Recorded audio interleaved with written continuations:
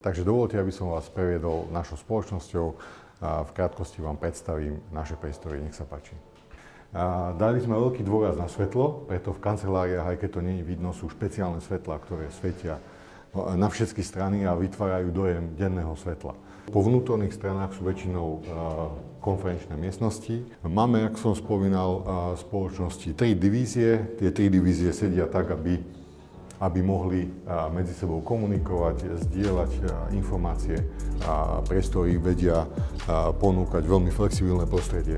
A celé to prostredie je doplnené takými dizajnovými značkami, ktoré takisto sú pohlcovače zvuku. Toto je taká priechodzia občerstvovacia časť, kde si kolegovia môžu spraviť kávičku alebo nejaké pitie, eventuálne sa stretnúť na nejakú minitolku a vymeniť si nejaký názor.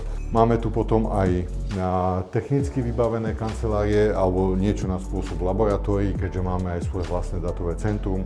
Tuto kolegovia sú technicky zameraní a venujú sa analýzam dát a vytvárajú aj isté hardwareové komponenty pre naše riešenia.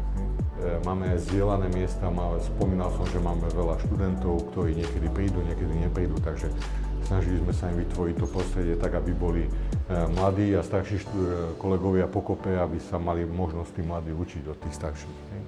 Tuto po pravej strane máme 2 veľké zasadacie miestnosti, ktoré sa dajú variovať. Takže toľko k našim priestorom a k well-beingu našej spoločnosti.